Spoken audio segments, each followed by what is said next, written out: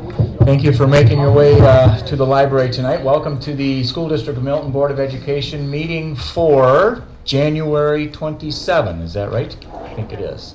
I will officially call this meeting to order and invite you to join me in the Pledge of Allegiance.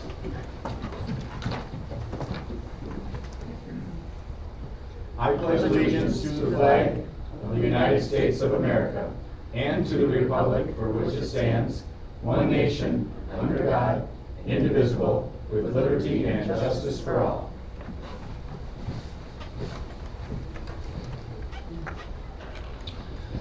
Okay, very good.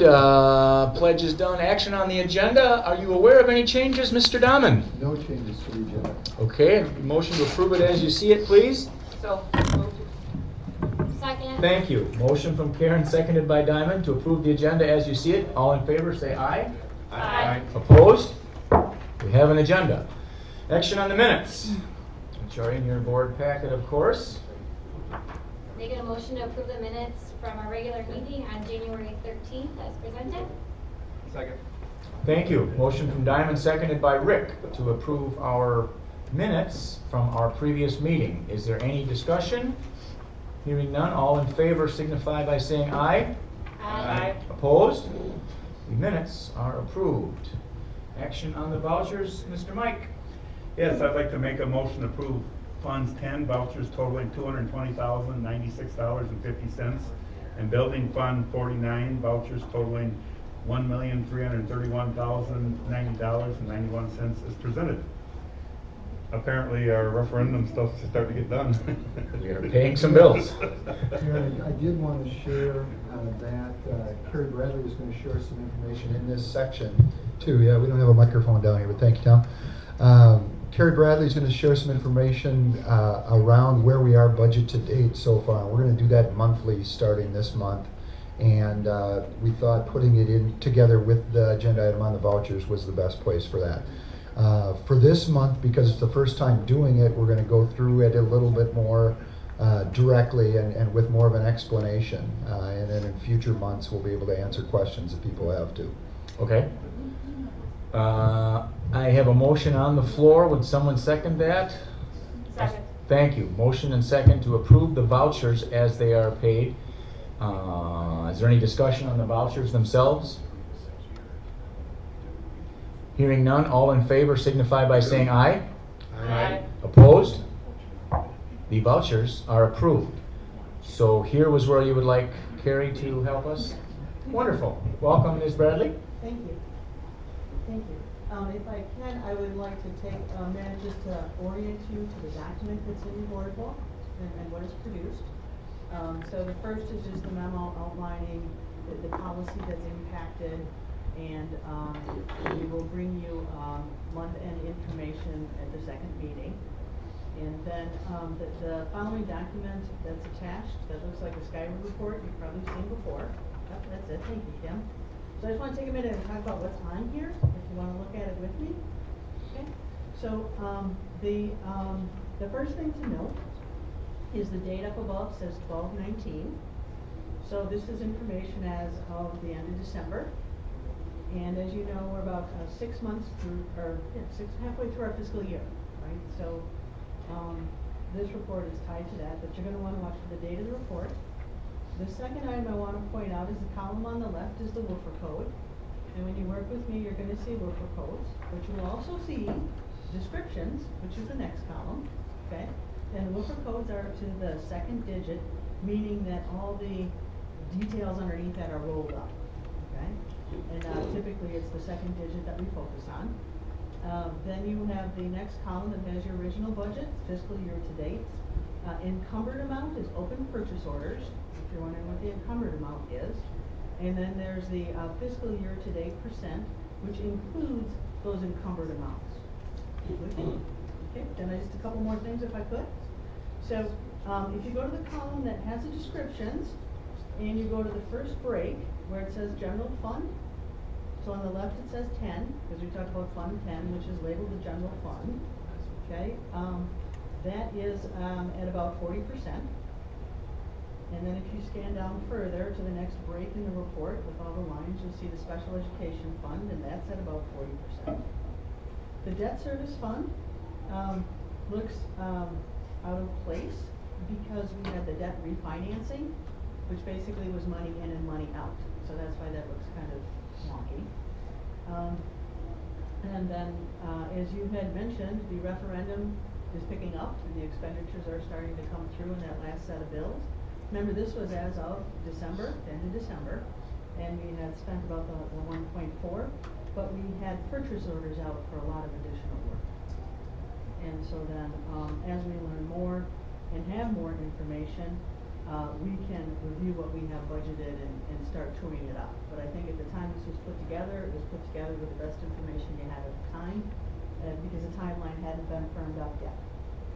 So, following that is Fund 50, which is a food service fund, which is again around 40%. And if you turn, go to the next page, we have Fund 80, which is a community service fund.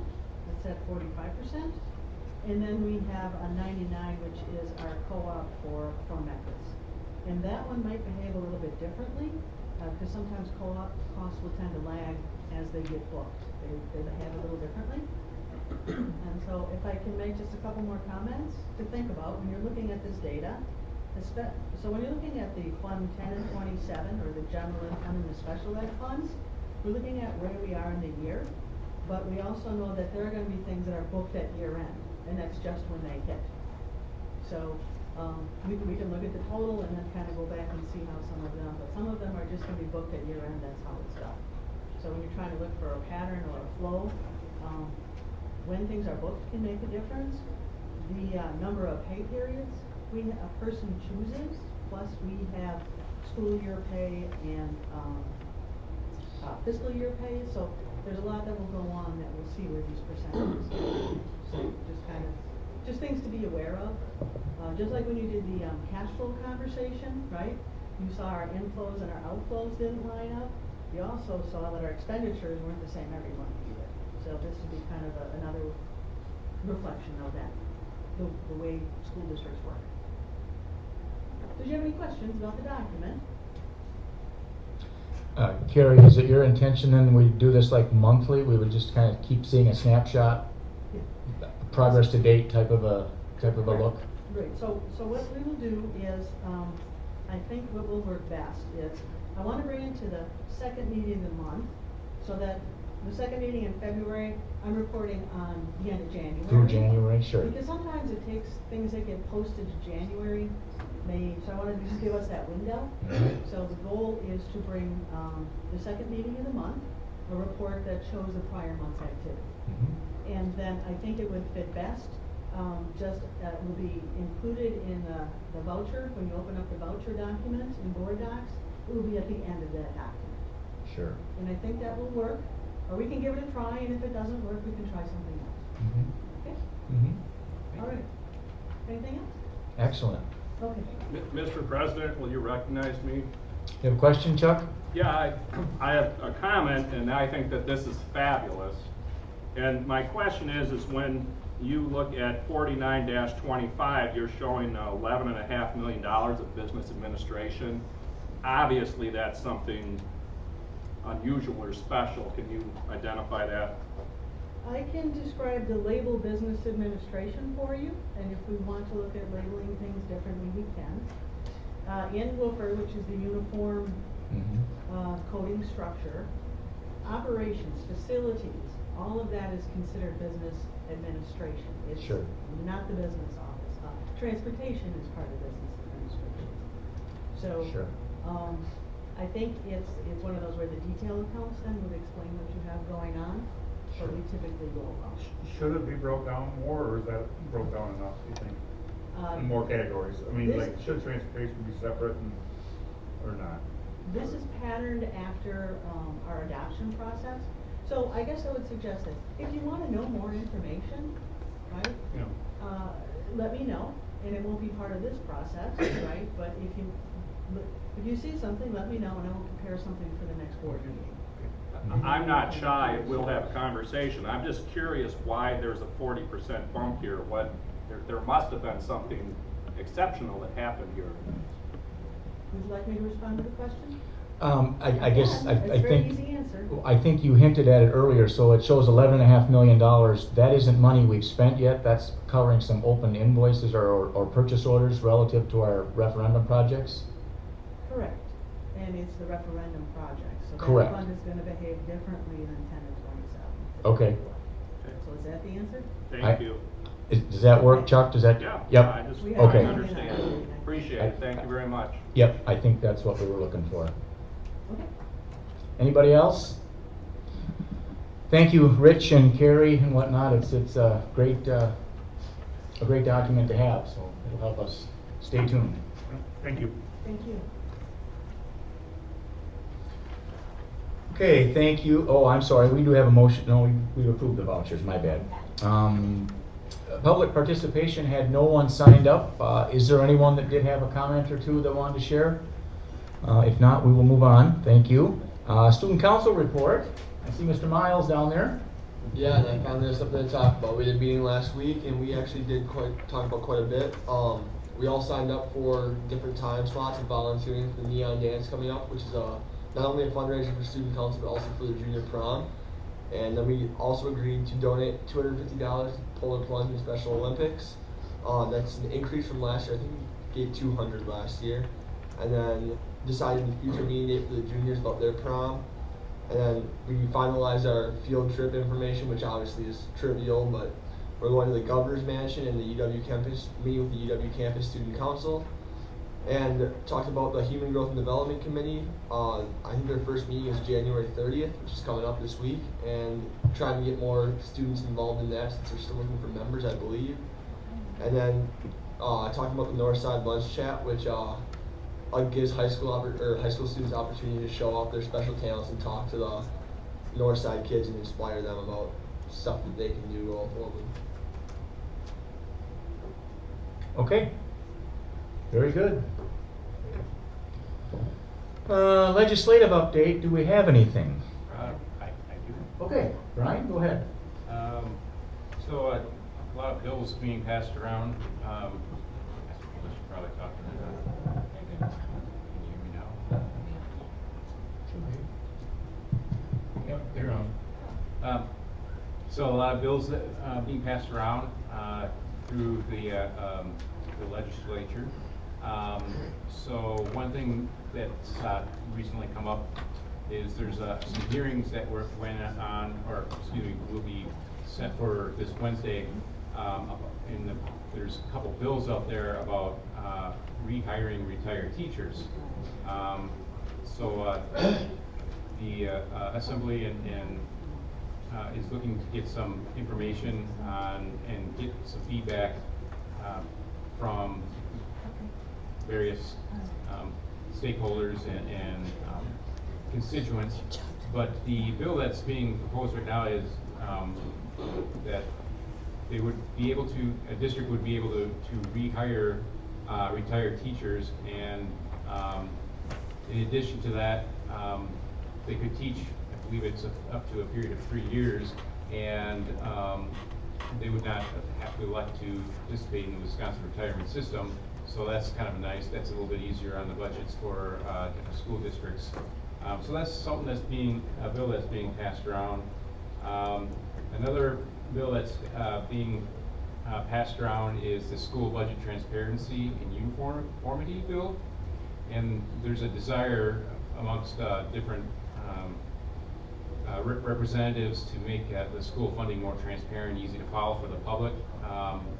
So they have a proposal which would create a committee, and they would study uniform school budget and accounting, which is kind of interesting for me because, as far as I know, Carrie, we kind of have a pretty standardized system now, so I'm not sure where they're going to go with that. Feel free to share. Yeah. And then there was also a bill that's being floated around allowing virtual charter school students to participate in athletics and extracurricular activities that are offered within the resident district. As some of you may know, there's already a statute out there that if a student is being homeschooled within a district, that those homeschool students can participate in athletics and extracurricular activities for the resident school district. Well, now they're just looking to extend that to students that are in a virtual charter school. So obviously, again, that's just a bill that's floating around, hasn't been passed yet. And then another interesting one that's being floated around, and actually it's getting a little bit more traction, is at the beginning of the month, about the 8th of January, the Senate committee advanced the energy efficiency bill, which, for those that remember, a couple of years ago, there was a program out that if a school district were to engage in some energy efficiency type projects, they could actually go over the revenue limit without having a referendum. That actually sunset right around, I think at the end of 2017. Well, right now the bill is out there and is gaining a little traction, and they're looking to reinstate that particular program, and it needs to go to the Senate Organization Committee, where they'll start scheduling for a floor vote. But the one thing that they look at they're looking at that will make this a little bit different is there is going to be some I think limitations on how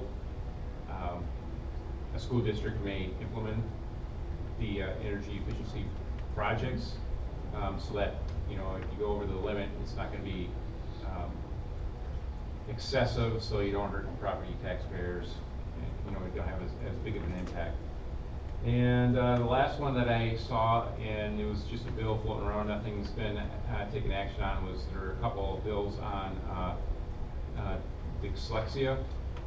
One of the big one is that if the bill were to pass, and right now it's just being sent around for comment amongst the assembly representatives, is that if it were to pass, then all the professional positions within a school district would have to take like an online course on dyslexia and to come up to speed and kind of be trained, if you will, on how to recognize it, and, you know, what are some best practices to address the needs of those type of students.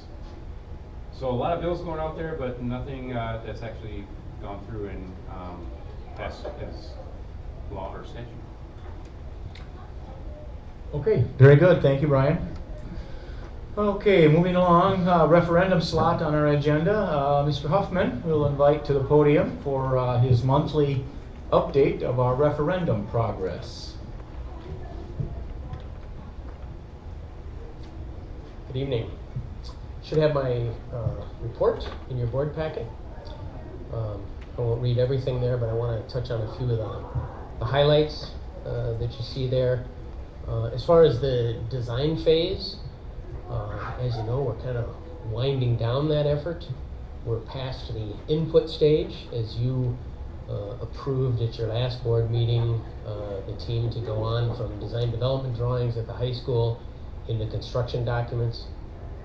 We've really turned the page and gone into a production mode from the design side and less of an input mode, so that's good. Focus very much turns towards the construction phase at this point.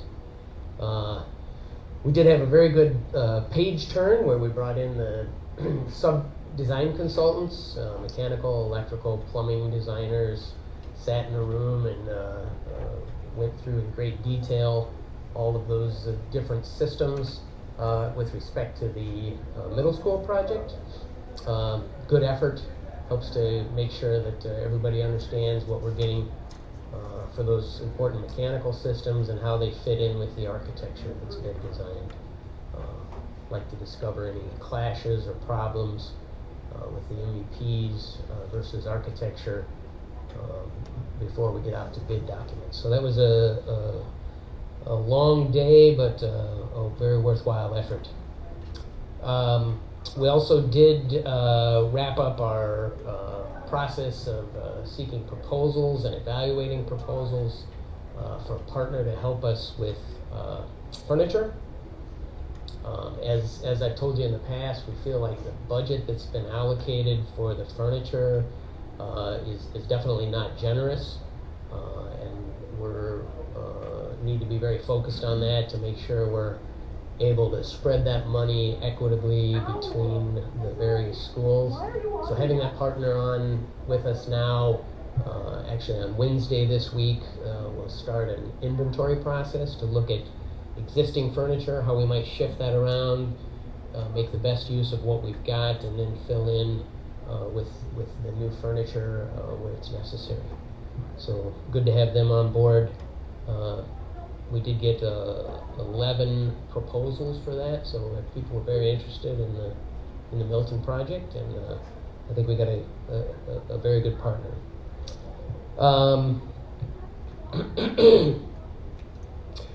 From the construction side, we're now at 3 facilities. So Cullen and subcontractors are out at East, West, and Harmony. So things are definitely ramping up there.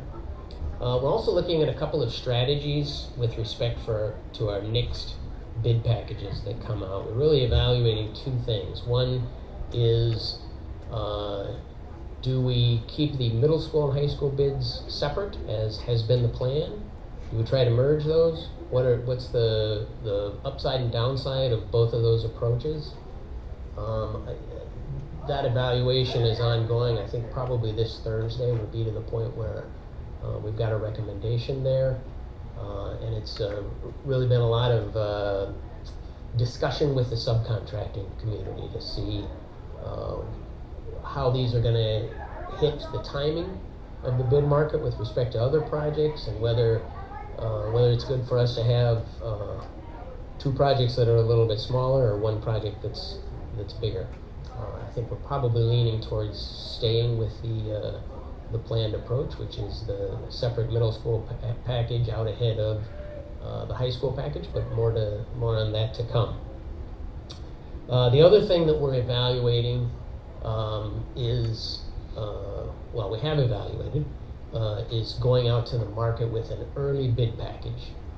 So the way the schedule lays out with our getting started in the high school on the STEM wing, if we can get started a little bit early, it really helps us as we transition and move on to the second phase of the construction, and where that falls in the year. If we can be at winter break transitioning those spaces, it's beneficial to us.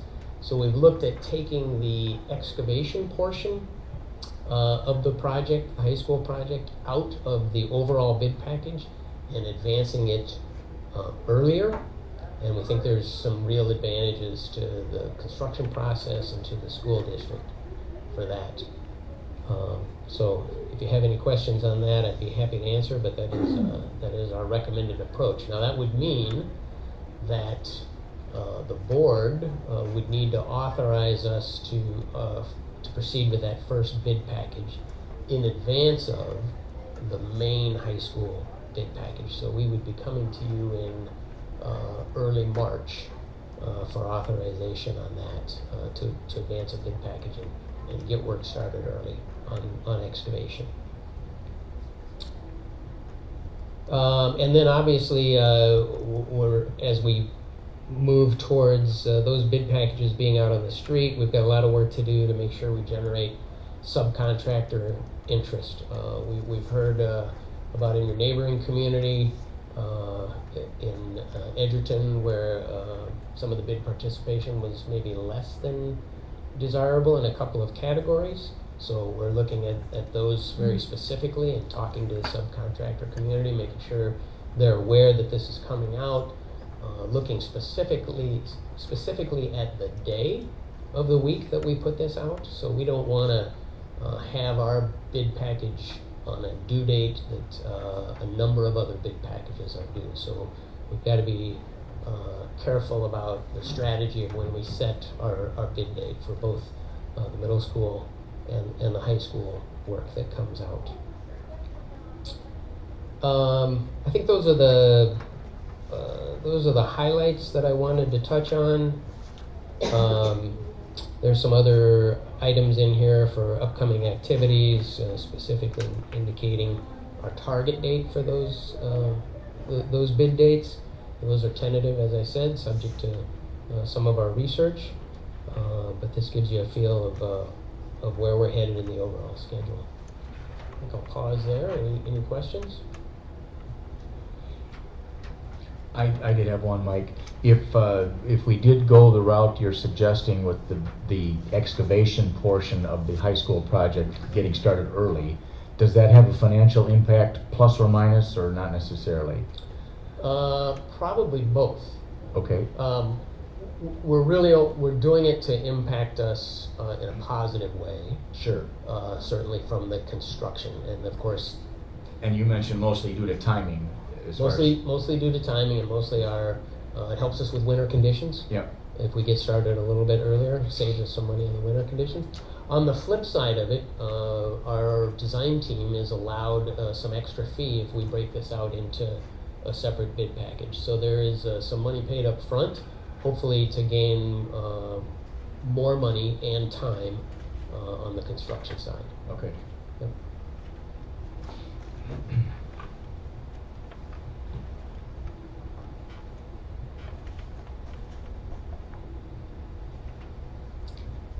Any other questions for Mike on the actual construction and document process?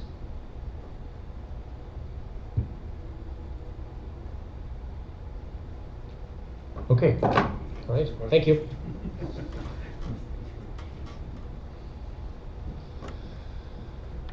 Okay, part B of our referendum, as Mr. Shantz is making his way to the podium, as you can see, is discussion and possible action on a resolution authorizing utility easement and approving water main utility maintenance agreement between the School District of Milton and the City of Milton. And without stealing your thunder, this is relative to the middle school, if I'm not mistaken. That is correct. So just before I get into the details of this, I will kind of take you through one of the processes that we go through for all of the building additions. Is we always loop in the fire department, the City of Milton Fire Department, to be able to evaluate the proposed additions to all of our buildings for for fire lane access, for fire hydrants, all that good stuff. So the fire department does have an opportunity to evaluate and weigh in on all these additions to make sure that they're able to provide adequate services when these additions are put on. The one specifically that we're here with tonight is when the fire department evaluated the proposed addition at the middle school.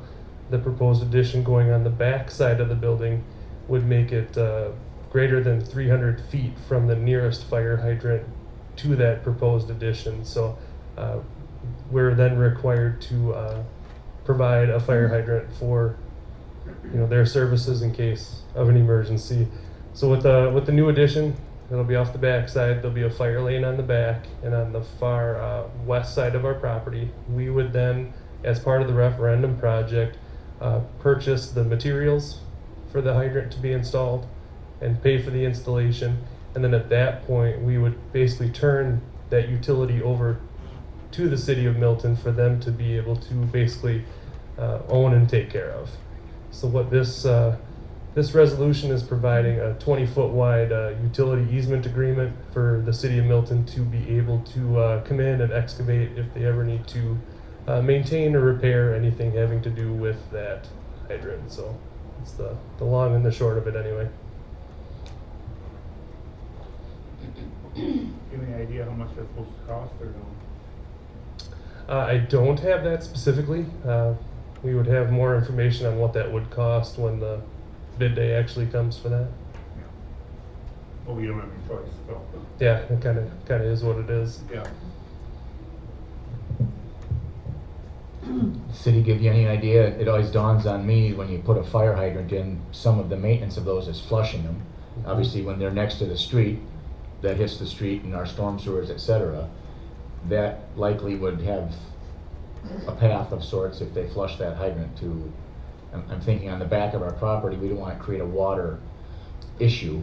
Yeah, on the back side where it would be, there's some bioinfiltration basins there that Sure. that would be able to handle the water that would be put out by the Sure. flushing of that. So Stephen, would this be covered in the contingencies of the referendum? At this point, it would be part of the regular bid package for the middle school. So it would be part of the middle school project as a whole. So whatever the budgeted dollar amount was for the middle school, this would be part of the overall improvements to that site. I know you don't know if I have a cost right now, but when can you bring that to us? Sure, absolutely. Thank you. Okay, and this resolution then is mostly relative to the easement we would be giving the city to access it, maintain it, etc. Correct. It would be, yes, the 20-foot wide easement for them to dig it up if they need to repair a water main break or whatever. Sure, sure. I'd like to make a motion to approve the resolution authorizing utility easement and approving water main utility maintenance agreement in the form as presented.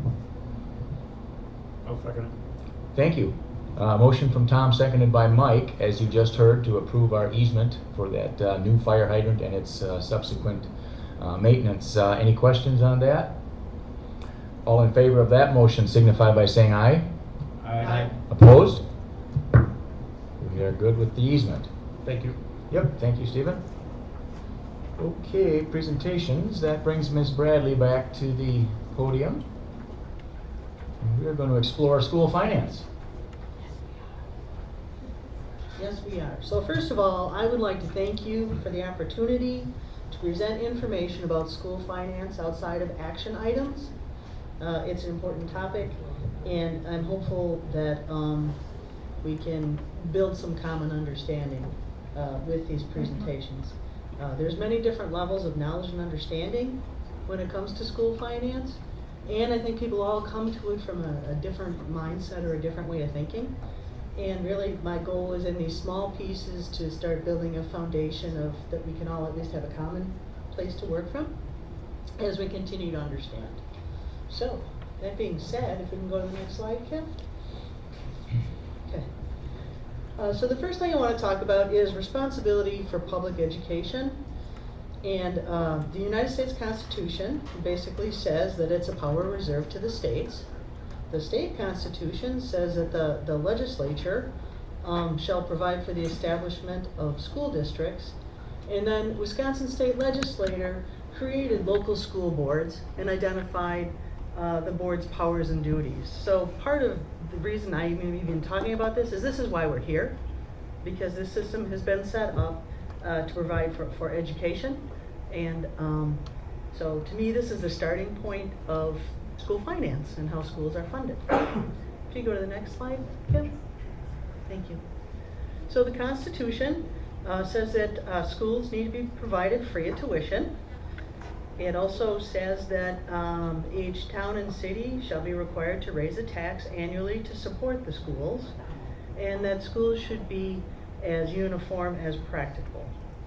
And that last line is sometimes referred to as a uniformity clause, and it's tied to general aids. What you need to know is it's tied to general aids.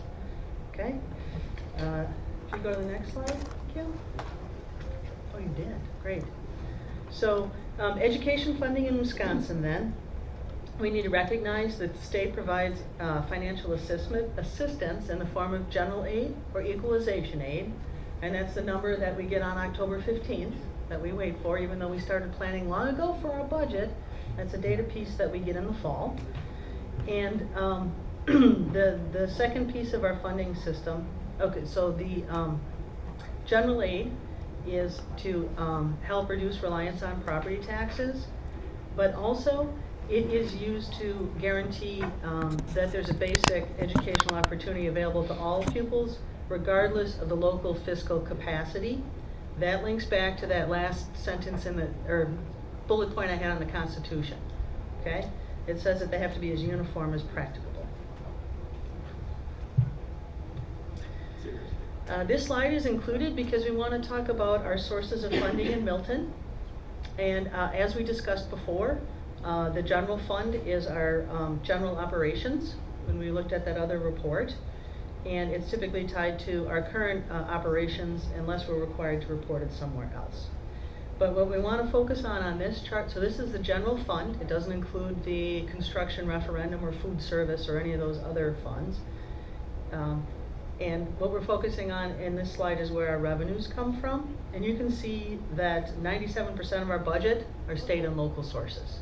So we get a little bit of money from the Fed, and we have some other revenues that might flow through, but they're very minimal. And I think you probably all knew it was state and local, but there's a pie chart to prove it for you. And we can't talk about revenues and school funding without touching on revenue limits or revenue controls in the state of Wisconsin. And what this slide is showing you is that if you take the revenue limit, which is a calculation, subtract state aid, you're going to get your controlled property tax levy.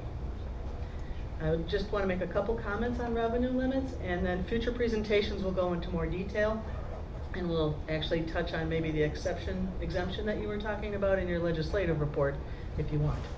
Okay. So the first thing to understand is that revenue limits will control the majority of our funds, and they're really tied to spending in the prior year on a per member basis. Revenue limits went into effect in like 1993, and they were based on your prior year spending.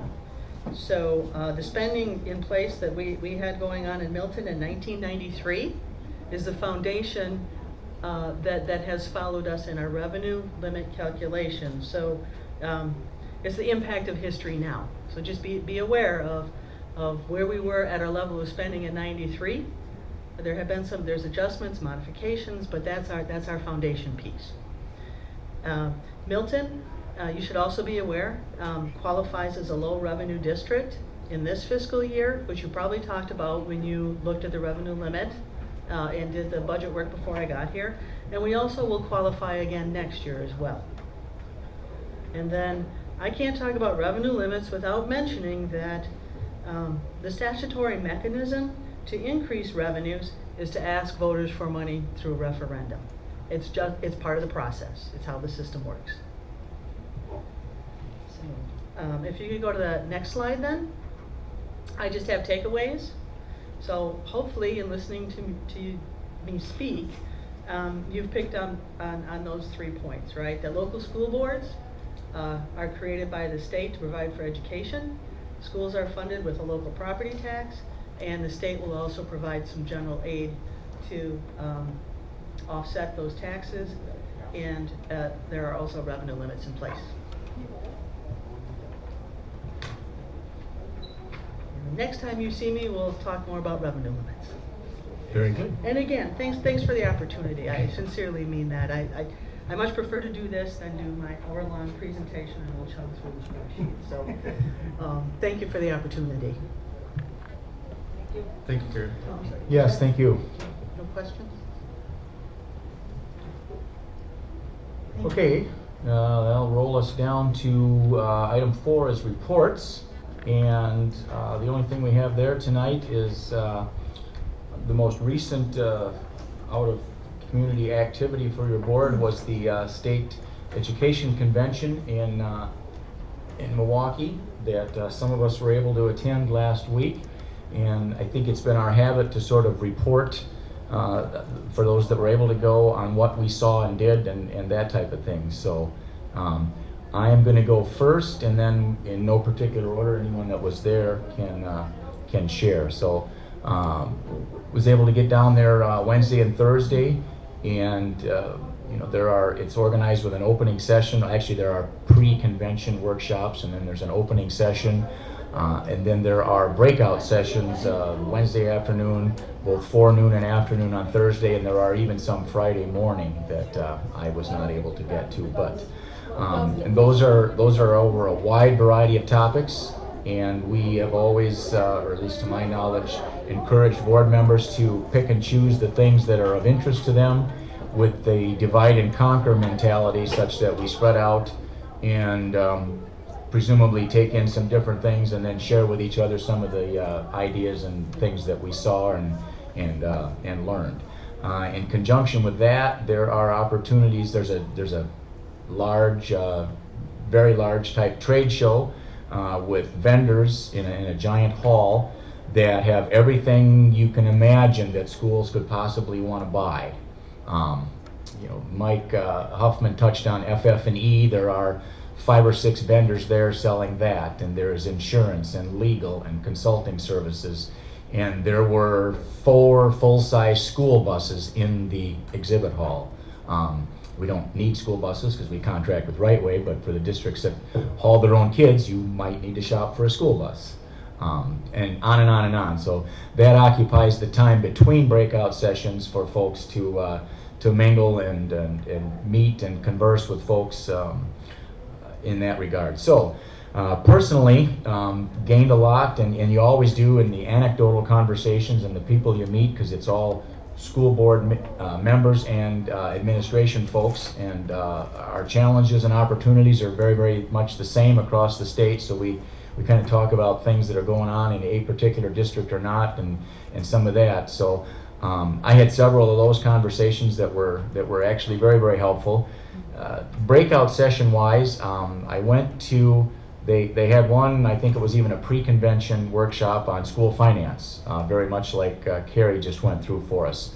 And then there was a subsequent breakout, a deep dive into school finance. And then I think there was even a follow-up to that. So you can immerse yourself in some of these things to any degree that you choose to. I'm not going to steal Rick's thunder, because I stepped into the first school finance workshop there, and Rick was in there too. And I actually stayed about 10 minutes and decided I would pick a different topic and let Rick absorb all he could out of that. So subsequently went to one where the title, and I would paraphrase here, was about onboarding new school board members. And I felt like that would be very, very relevant. It's quite likely we'll have at least one new person after our election here in the spring. And I felt like one of the jobs, one of my jobs maybe specifically, is to help ensure that whatever we have for people, whether they're brand new or returning or whatever, have the support and resources they need to become a really good board member. And I would admit to you that I think our district can do better at that. I don't know that we've made great strides or great efforts in that department, but so at any rate, I sat in on the breakout session that focused on that, and they had all kinds of tips and ideas and stuff. And we do some of the things they suggested, although we don't have a formalized process to do it. And one of the things they highlighted was, after you're elected as a school board member, there's a couple districts that have a sit down with the superintendent, and in some cases with the board president, and just have basically an overview type session so that that person understands what's going to happen from then forward, when the meetings are and how often you meet, and maybe even a bit of a look at the calendar. School board business is very cyclical. We do things in certain time frames throughout our year, so to give the person an idea of how that might look. The other thing they suggested, some folks do as part of the onboarding process, there's a game of sorts, or that focuses exclusively on school finance, and it also is a good work for boards in general, whether they're new members or returning, like Carrie alluded to bring everybody to the same level of understanding. And with respect to school finance, it is a complex, not well understood animal, if you will, for school boards. So I'm hopeful that when we get past April, whoever we have for folks, whether currently on the board or new, to develop a process to get some of that content equalized across everybody. So I think I talked long enough, so I'll let anyone else that wanted to share what they learned. Sure, yeah, I can share a little bit. First of all, I just wanted to thank the district for sending me. It was my first convention, and I had a good time, enjoyed myself. As Joe said, I did attend that deep dive into school finance, so it was pretty deep too. It was a 3-hour lecture that Carrie just gave us. But as a new board member, I found it very informative. They talked about revenue limits and the equalization aid and tax levies. And one of the big takeaways for me was that while it's important for a board member to have kind of a general working knowledge of school finance, it's basically impossible and probably not necessary for a board member to fully understand it like our professionals do. So I have a new appreciation for Carrie and her work and all of her staff, so thank you. I also attended a policy meeting, and there were some people there from DPI talking about how policy might not be the most exciting thing we do, but very important. Important to keep up with all the changes in the laws, and how it's important to do whatever we can that's best for our district, because every district does it a little differently. I also realized how lucky we are to have all of the administrators that help work on policy, bring the board recommendations, because talking to some other smaller school districts, like 1 or 2 people might work on all the policy, and becomes quite a burden for those staff. And I also attended a session on mental health issues, and heard from some people in Whitewater and I think Clinton, where they bring mental health therapists right into schools to get kids the help they need. And then that way the therapists can work with teachers and other student services people, and get these students the help that they might otherwise not get, and then helps cut down on their lost time from school and all that stuff. So also found that very interesting. And I also just wanted to say that I really enjoyed the time with my colleagues here at the table. It's kind of nice just to get away from the more formal board situations and just kind of spend time with y'all, and so a good time. Thank you. I was attended on Wednesday afternoon the WASB delegate assembly. There were 314 delegates present.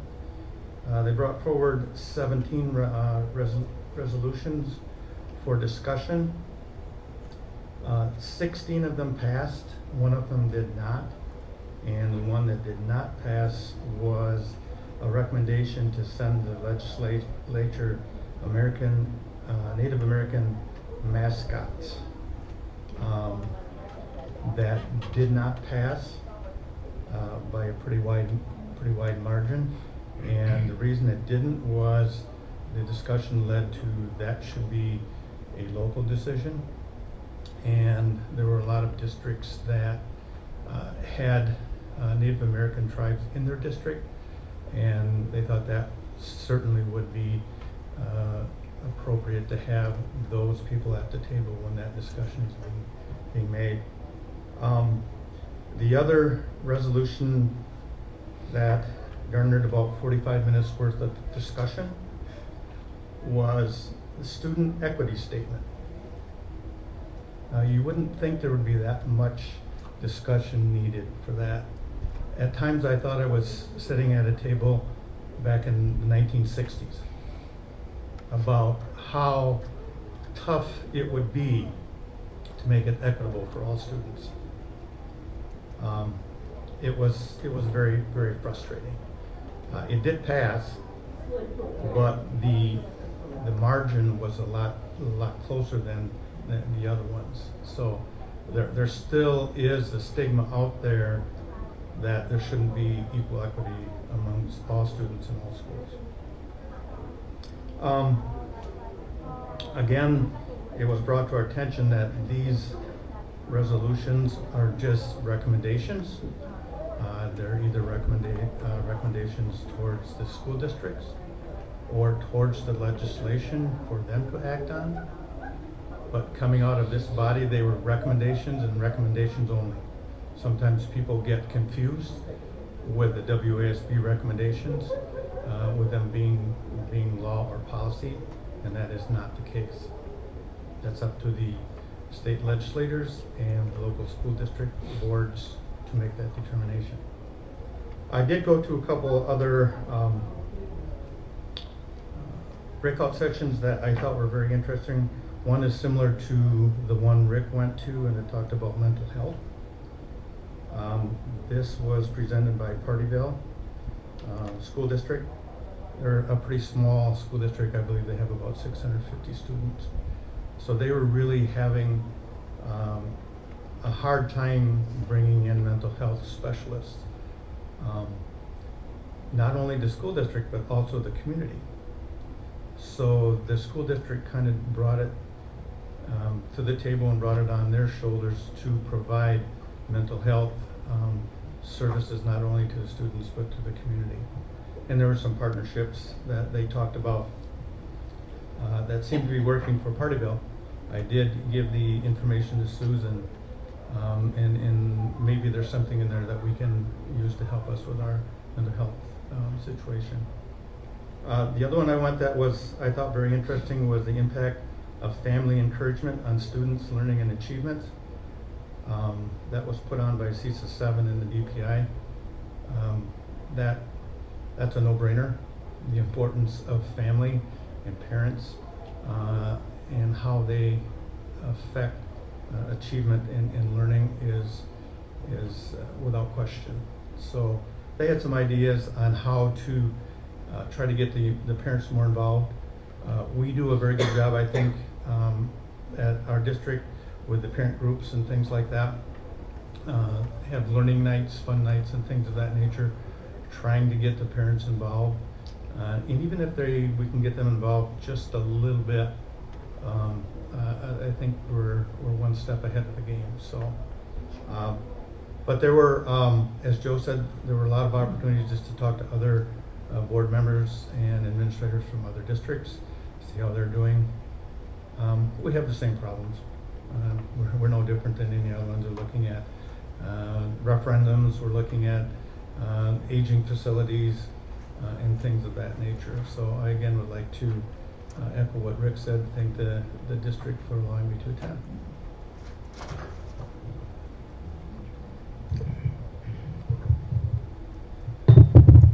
I also had the opportunity to attend, being new to Wisconsin. It was my first Wisconsin School Board Association event, and I was very happy to have the opportunity to spend time with some of our school board members, but also to meet some administrators and school board members from across the state. Like our board members, I attended a number of different breakout sessions. I won't go through all of them, but I'll highlight a few. A couple different sessions on school finance, and one in particular that stood out was on equity in school finance. As we heard earlier from Carrie Bradley, and as we already know, we're a low revenue school district based on our spending back in 1993. And this session really talked about the need to communicate with both local and statewide legislators so that they understand our needs as a low revenue school district. Another session on recent trends in compensation modeling, and many of us here are familiar with Al Yeager with Associated. He was one of the presenters at that session, along with the Director of Business Services from Monona Grove School District and Edgerton School Districts, and they shared information on how they track and communicate total compensation, so that they're encouraging districts not just to be concerned and be alert to the salary of staff, but also to those benefits and the impact those benefits have both on staff and on the school district's budget. A session that was put on by the Association of School Boards on staffing roles and responsibilities, and it really talked about tying in job descriptions with policies, with handbooks and organization charts, and it gave some examples from some districts around the state that are doing a nice job of making sure that all of those different pieces are in alignment. And then the other one I wanted to highlight got away from some of those technical things, and it talked about the importance of relationships between school board members, administrators, staff, and community members, and strengthening different ways to strengthen those partnerships and to really make sure that there's a focus on those partnerships and those relationships. The technical things that we do in our duties are important, but building those relationships are vitally important too. I was really impressed by the presenters at the different sessions. I also found great value in the ability to network. There are some area district administrators who I've spoken with on the phone a few times, but haven't had a chance to touch base with on a more in-depth level. So in between sessions or during some of the break time, I was able to kind of pick some brains of some people who have been at this for a long time in the state of Wisconsin about some of the new things that are new for me, and just to be able to run some scenarios by some colleagues and hear from them how they have handled situations like those in the past was very valuable for me. Okay, I think that is everyone that was able to make it. We were victimized a little, if you will, with some unfortunate illness in people's families and personally, and some employment things that had jumped up at the last minute. We had plans, I think, for all or almost all of us to be there, and Tuesday and Wednesday morning it fell apart a bit. So we got a little smaller group to go and participate than we thought we were going to have. So hope everyone got healed up that had their issues, and we'll take another run at it next year. So moving along, we are up to new business, and I see Mr. Gosdick has made his way to the podium. Excellent. We have a discussion and possible action on the 2020-2021 Wisconsin School Nutrition Purchasing Cooperative Resolution and Agreement. Yeah, this is just the annual renewal with our district and the co-op. We've been with the co-op for several years now, and it's a great benefit to the district, having all those schools, the buying power we take as a co-op when we go out to purchase food and products and stuff. So there's not a whole lot different from last year. The annual dues for this year are $300. It's been that way for several years. Milton Cross Plains will continue to take care of the finances for the co-op, and we continue to work with the Pro Team Food Service Advisors who take care of a lot of our procurement, such as our bread bids, our milk bids.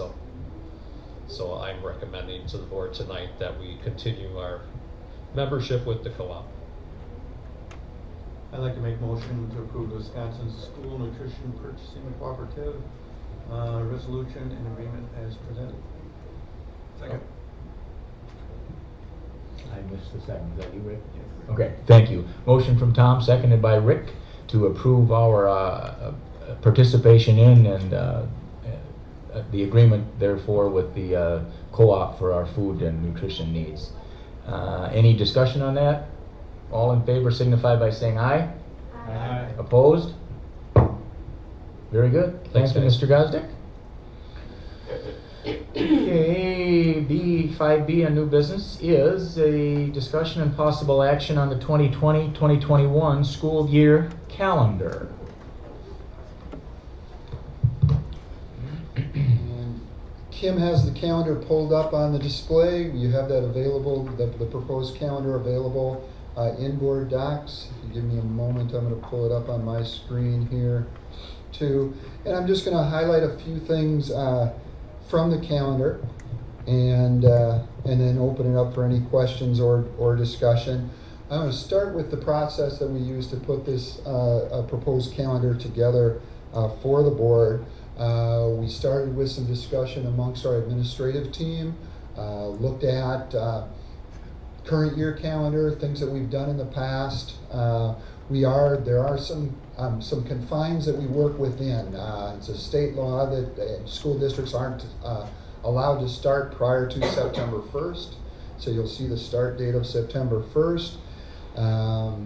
We have 190 teacher work days that we build into the calendar. And this calendar has 174 student days. And then after discussion on how to fit those student days in between September 1st and the end of the year with different holidays and breaks built in, we also got feedback from the teachers through the staff advisory process and built some of their recommendations into this calendar. If you look at the key, there's some different colors there. The green items, or the dates that are coded in green, are teacher workshop days. You can see at the start of the school year and one at the end of the school year. In yellow, there are some professional development days during the year. In red, there are some vacations around holidays and spring break. And I think I'll go through and just highlight some things from each of the different months. In August, you can see in the dates are in green for the 18th, 19th, and 20th. That's when we would bring new teachers in for new teacher workshops. And then the 24th through the 28th would be teacher workshops for the entire staff. And there's 5 of those days listed, but there actually would be a 6th day that would be a flex day, where teachers could come in anytime the week before that or on Monday the 31st to work in their classroom to prepare for the start of the school year. Then, as I mentioned before, September 1st would be the first student day. The only other day highlighted there in September is Memorial Day, or Labor Day on September 9th, or September 7th. In October, we would have a professional development day on Friday, October 16th. In November, professional development day on November 9th. And then at the end of November, on Thanksgiving, we would have no school on Wednesday the 25th through Friday the 27th. We would have our winter break in December from Wednesday the 23rd. And then come back on Monday, January 4th. The Monday, the 18th of January would be a professional development day for half of that day, and the other half would be a day for teachers to be working in their classrooms at the end of the semester. That would match up with the end of the first semester. In February, the 26th is a compensation day for parent-teacher conferences. You can see the parent-teacher conference dates and times listed underneath the calendar. In March, March 8th would be professional development day, and then spring break would run from March 29th through April 2nd. And that is a week later than we have sometimes done it traditionally. We typically have had spring break the last full week of March, which next year would be the 22nd through the 26th. But that week corresponds with makeup testing for AP tests. So to make sure that we allow our students the opportunity to take those tests, we are looking at spring break being the week of the March 29th. And then April 26th is the last professional development day during the school year. In May, Monday, May 31st, and then come back for the end of the school year, which would run through June 3rd, and then June 4th would be a final teacher workshop day for final grades and any closing out of classrooms and teacher checkout on that day. You can see on the bottom, it lists the open house dates in August, on August 26th, the parent-teacher conference nights in October, and then in February for grades K through 8. And then the high school is going to do their parent-teacher conferences around their trimesters. So October 13th, January 21st, and April 21st to correspond with the ends of the trimesters. And in the bottom right-hand corner, it lists the instructional days per quarter and per trimester for that total of 174 student days. So I don't know if board members have any questions, comments, thoughts on the calendar? Rich, I did notice one thing, so I'm not sure where the discrepancy is, but on October 15th, if you look at the box on the right-hand side, it says no school, 4K only, but there's no color coding actually in the physical calendar. So is that a day off, or? It's a regular school day for kindergarten through 12th grade. Okay. So the no school would be just for 4K. Just for 4K, Yep. okay. And we didn't want to color it and confuse. We certainly don't want any kindergarten through 12th grade students thinking they have the day off and staying home That's okay, and out of confusion. I just reread the printed version of it, and I looked at it wrong, and thought it was no school, just 4K at school. So never mind. We'll It's ma- fine. I can see where someone might make that mistake, so we'll make sure that we get that out clearly to folks. Rich, I believe in the past there have always been 2 days in August for the on-site registration, but it's just one this year. It is. We've had a pretty lengthy discussion about advantages and disadvantages to doing 2 nights versus 1 night, and we did decide to go with a model of 1 night for this coming year. We did spread out the times at each of the schools a little bit more, so that there's more time at each of the schools that night. But we did feel like we could meet the needs of families and parents with the 1 night. And if we find out that it's squeezing it too tight to do it in 1 night, we would look at a change for the following year. Just worry about people getting that from work or families, whatever. Okay. Thanks. Any other questions on the calendar? Otherwise, it's an action item for us. I'd like to make a motion to approve the 2020-2021 school year calendar as presented. Second. Thank you. Motion from Tom, seconded by Karen, to approve the school year calendar for next year. Seeing no other questions or discussions, all in favor signify by saying aye. Aye. Opposed? Calendar is set. Item C, discussion and possible action on 2020-2021 open enrollment space limitations. And either Rich or Kim give us, or I could, I guess. I can. Well. I did include in the packet for the board the draft of the policy for open enrollment and the change that we are proposing that'll go to for second reading on February 10th, I believe. So this is something we did not do in the past because it was not in our policy. Well, we don't, or we haven't limited space in our schools. That has been our philosophy for in the past, and until you choose to do otherwise, that is kind of our philosophy. So, and legal counsel said that because we don't limit space, we didn't have to, obviously we don't have to set space limitations, but there was a slight change then in Neola policy after I asked about it, our rep, and he brought it to Neola and said, let's change your policy to say you either meet to set space limitations or you meet and say that we are not setting space limitations in our district. So this is a new action item for us this year to correspond with our policy change.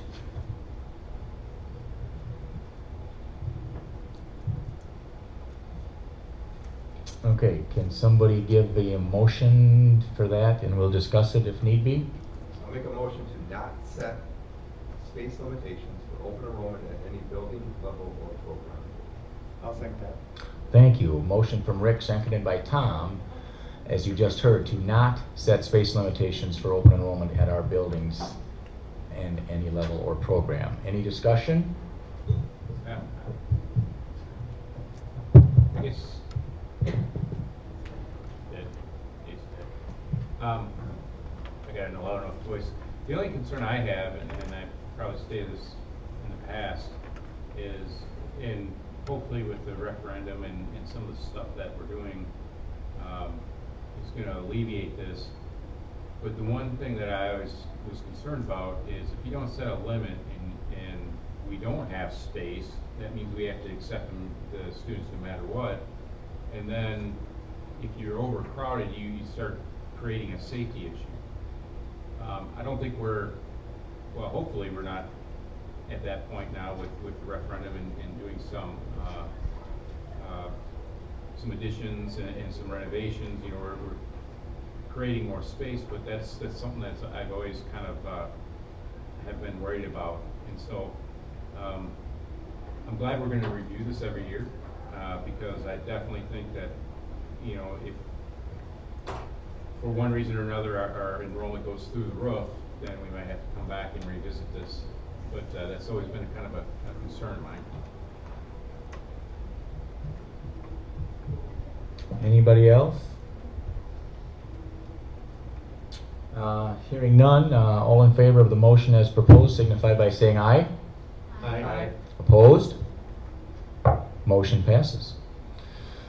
And that would segue to action on 2019-2020, in other words current, open enrollment alternative applications. Kim, do we have any ins or outs? Yeah, the summary sheet in your package shows 1 in transfer in and 2 transfers out. I make a motion that we approve the 2019-2020 open enrollment alternative applications as presented. Second. Thank you. Motion from Karen, seconded by Diamond, to approve our open enrollment apps. All in favor signify by saying aye. Aye. Opposed? That motion also passes. Miscellaneous, A is action on staffing reports.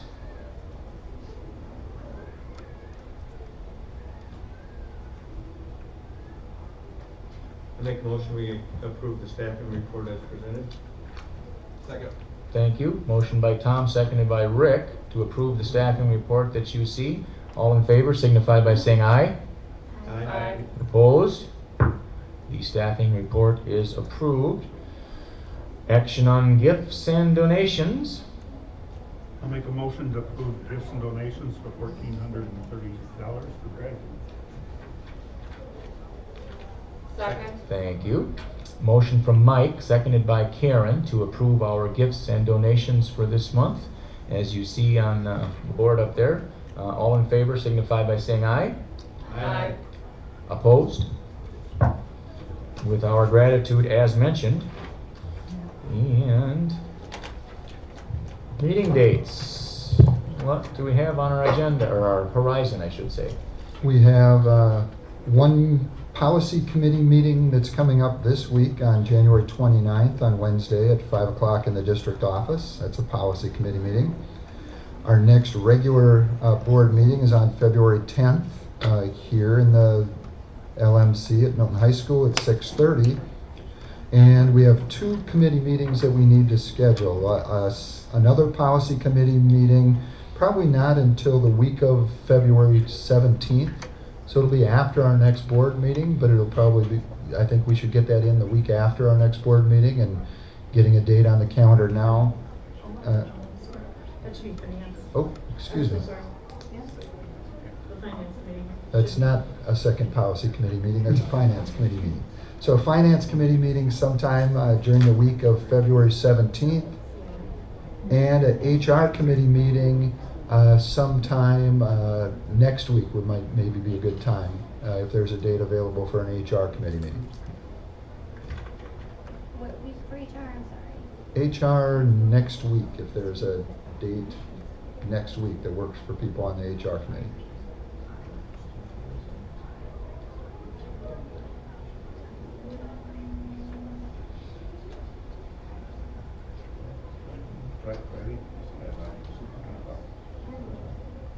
Friday the 7th at 1 o'clock. Did you get that, Kim? Friday the 7th at 1 o'clock for the HR committee. And how about the finance committee? Maybe the 17th.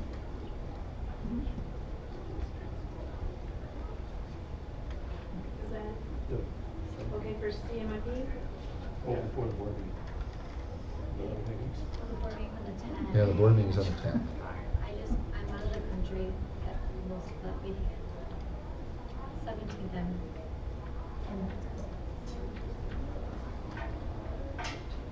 Does it need to be before the board meeting, or is it fine if the week after? No, it can be the week after the board meeting. You Just, said the week of the 17th, right? Yeah. Yeah, the week of the 17th. Yeah. So any action items would be the 24th. Okay. 17, you're good with 17, you're back? Yeah, Okay. I'm here the 17th. What time of day is it? Whenever you. I'm flexible, so whatever you guys like. Carrie, what time is best for you? On the 17th, if we could avoid between 11 and 1, that would be great. Otherwise, I'm available. First thing in the morning, 8 o'clock. Sounds good. 8 o'clock on the 17th. Rock and roll. Okay, any others? Are we good? Yep, that was it. Okay. I think that exhausts our agenda. I would entertain a motion to adjourn. Second. Moved and seconded to adjourn. All in favor, say aye. Aye. Opposed? See you next time.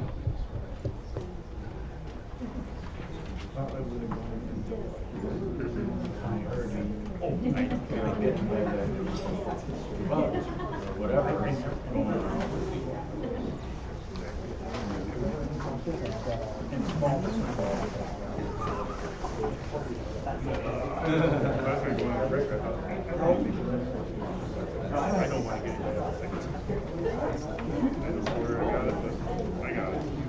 There's a, Go ahead.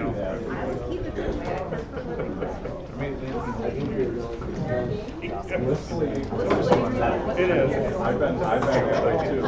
I went over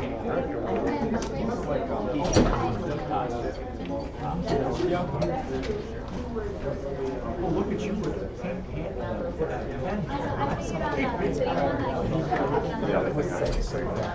Hold on, you're on tape.